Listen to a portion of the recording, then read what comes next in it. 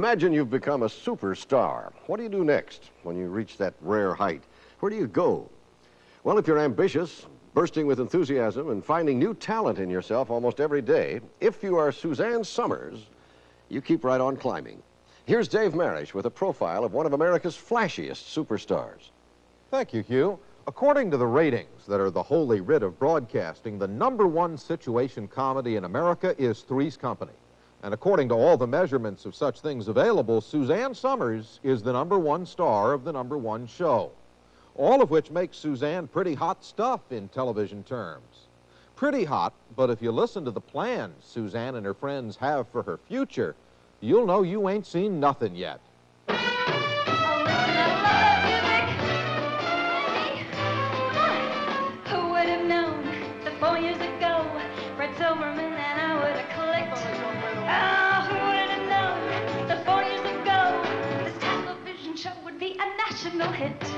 Who could have known it indeed?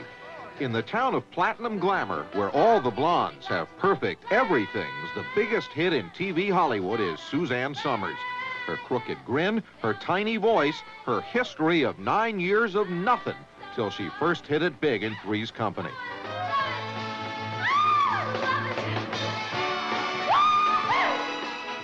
And now that she's conquered TV, Susanne is taking on movies and the big stage at Las Vegas.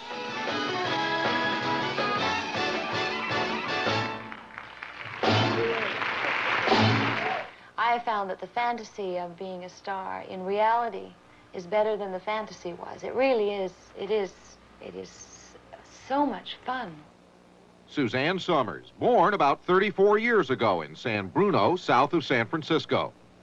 The kid in the sailor hat was Suzanne Mahoney, then the Virgin Mary, in several parochial school plays. She was booted out of Catholic school in high school. She'd been passing notes to the boys. Still a teenager, she got pregnant and married an aspiring law student. When the marriage failed, Suzanne waited on tables and modeled to support herself and her son, Bruce.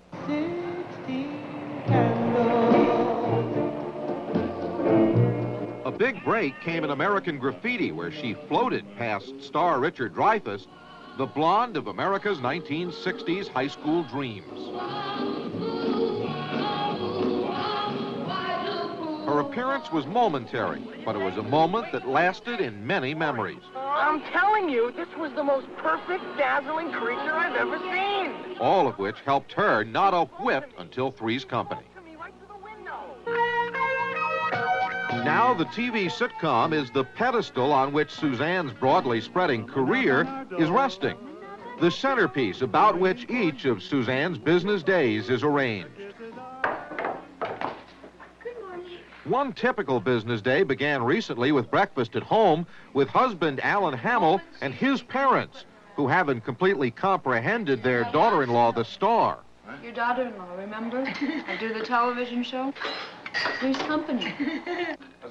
Alan has starred in a Canadian TV talk show, and he is the TV spokesman for California's biggest supermarket chain. Alan and Suzanne met 10 years ago when he hosted the anniversary game and she opened the doors of the prize refrigerators. Now Alan helps to guide Suzanne's career and opens the door of the limousine, waiting to whisk her away to the studio. Do you want to know my day? Mm-hmm. Okay. 8:30, I leave the house, go to Three's Company. At lunch, I usually take an interview of some sort. Today, I think I have an interview with the talent coordinator for The Tonight Show, which I do tomorrow night. And I work on Three's Company until 5, and at 5 o'clock, I usually go for a music rehearsal. Tonight, I have to go to get my hair done because tomorrow night I'm doing The Tonight Show. But tonight, after I get my hair done, then I'm going to my rehearsal for my act, which I'll do till about 11 o'clock tonight, if I'm lucky. All work and no play, they say, makes Johnny a dull boy. Are you worried that you're going to become a dull boy? Do I look like a dull boy? Suzanne's Three's Company character, Chrissy Snow, may be dull normal, but she hardly looks like a boy, a fact the show is capitalized on virtually from its opening credits. Although Three's Company also depends on the comic skills of Joyce DeWitt and John Ritter, the show has bounced all the way to the bank on the strength of Suzanne's movable assets. With a shape like that? Oh, it doesn't get in the way. It is the quintessence of that new code word for TV sex appeal, jiggly. Oh, Chrissy, you jump better than anybody I know. But not everyone is amused. There are a lot of women sensitive to feminist issues who think that Chrissy Snow is the worst thing that's happened to the feminist movement since... I just don't even involve myself with it because I always feel that's what I do for a living. That's my job. That if I'm going to do a job, I do it well. If they want me to be a dumb blonde, I think she's a terrific dumb blonde. It's all my fault. I ate your pie by mistake. You what? I'm sorry. It wasn't my fault. Oh, Chrissy, I'm ruined. What am I going to do? Don't cry. Don't cry. It's okay. How can you make such a stupid mistake? If you watch the show, there's much more concentration on comic faces, making faces, than there is on bouncing around. The women who are threatened by it, I feel, maybe should question their own self-esteem. Three's Company really took off when it got the national reputation as a sex comedy, and Susanne was the queen of jiggly. There is a certain openness and honesty about overt sex. So I've never really minded it. I like lusty humor. I like sexy jokes. Almost everyone does like sexy jokes. Three's Company's ratings are pretty good proof of that. But how does it feel when the focus of all the leers is the lady who's your wife? It doesn't bother me anymore. I accept it as a compliment. When it gets dark at night and we close up for the day, she has dinner with me, and she goes to bed with me. Right now, when Mr. and Mrs. Hamill hit the sack, they do so at a home on the beach.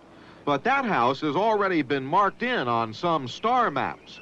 So soon there will be a retreat up to the toniest heights of Beverly Hills to a shelter against the storms of star mania. But no shelter is absolutely bomb-proof, and even a home in a hermit's canyon couldn't escape the publication this winter of some 10-year-old pinup pictures. Are you mad at Playboy for having run those pictures after all these years? I wish they didn't. I really wish they didn't. Because those pictures will be around for a long time. I wish my son didn't have to see those. He's okay. He's much better about it than I am. At first, I was, a little bit shocked, but then... 15-year-old Bruce Somers, Jr. talked with us about his mother's nude pictures. At the family's request, we filmed the interview to respect Bruce's privacy. I only looked at him just because I thought that, I better see him before someone else pins it on their wall. She doesn't look like my mom at all. It's, she was scowling. I was uncomfortable, but photographers have a way. Oh, honey, that's beautiful. Oh, gosh, that looks... Oh, these are the greatest shots I've ever had. Oh, that looks true. Just just drop that just a little bit. Yeah, just because I didn't go there that day to take nude shots. We went to take some pretty shots. He said, I saw this beautiful waterfall. And he gave me this, sort of diaphanous bodysuit to put on. But I hadn't seen it in a mirror, so when I put it on in the car when he was over setting up the cameras, and I looked down, and it was sort of beige, and I didn't realize you could see through it. Again, my age, if now somebody hand me that to put on, I'd say, are you kidding? Some cynics looking at Suzanne's more recent photo pinup posters might note that Hugh Hefner's magazine wasn't the first to feature suggestive poses of the Somers physique. Sex can still sell stars the way Snap, Crackle, and Pop sold cereal. To be sexy is a good way to get everybody's attention. Jay Bernstein, top Hollywood press agent, now Suzanne's manager and confidant. You know what I told him? It's embarrassing. I told him that day, I said, I want to be a superstar. And it was an embarrassing thing to say. But I thought, that's why I'm coming to the best press agent in town. There is nothing manufactured about Susanne. All I did was help to maximize her potential, to give her a chance that other television stars don't get. He started getting me in the fan magazines, and then a little magazine cover here or there, and pretty soon the show was in the top 10, and suddenly there was a reason to put me on national magazines, and then one national magazine led to another, and the Newsweek cover brought me to the forefront. So I don't know if there was any manufacturing. There was an initial hype to get people to know, but you got to let them know who you are somehow, you know. You can't just sit in the corner and hope somebody will notice. That's not the way the business works. I'd guess that just about everyone who's a television star secretly yearns to be a movie star as well, and yet No one had offered her a movie. I figured to be a creative manager, I'd just put one together. You can sit on the bed. The film is called Nothing Personal. Oh, come on, Roger. Didn't your mother tell you you actually have to touch a girl to get that disease? It stars Susanne and Donald Sutherland. That's it, we're engaged. Critics have said Nothing Personal is nothing much, but its producers call it an ideal opportunity to splash Susanne across a big 40-foot screen. Ace Hardware presents Susanne Somers. Ace is the place with the helpful hardware man. Even if the movie is a critical and commercial flop, it'll still earn Susanne more than $500,000. Add to that the millions she earns on TV and hundreds of thousands more from Las Vegas, and you gotta ask the question, why is she selling hardware? She got close to $1 million for the commercial. The way it was constructed was that she would sing and dance in it, and I would use that as an audition film for all the hotels in Las Vegas. the audition film commercial worked, and now Susanne is on the road to Las Vegas, a road paved with rehearsal studios. A1 Audio in Hollywood is where Susanne went after her day at Three's Company to start work on her new Vegas career. Go change, Okay. so we can get going. I'm so used to doing fast changes.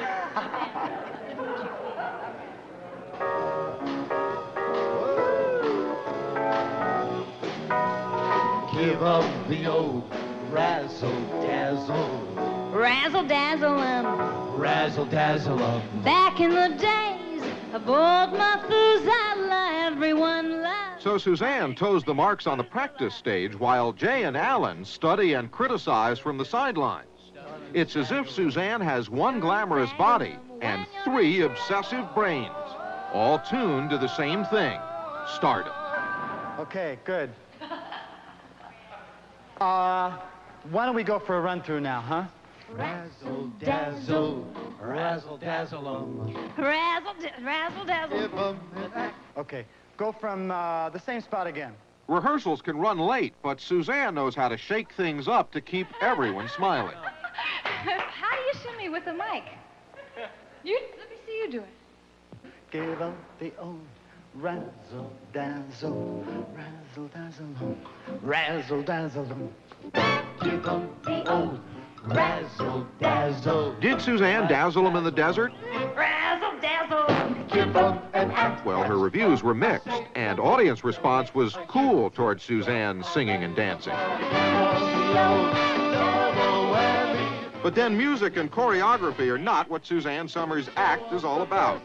It's all about Susanne, and Susanne still looks like a star. You know, what I said before about superstar, I hope you don't misinterpret that I feel that I am at this point. It's just a term. It's just a word. It's not any inflated vision of myself. It's just, that is as high as you can get in this business, so I'm just trying to see how high I can go.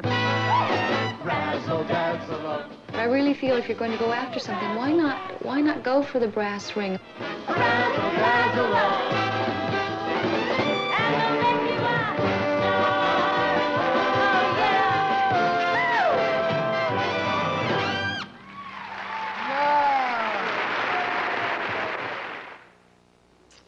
Yeah. In a moment, Geraldo Rivera with a folly.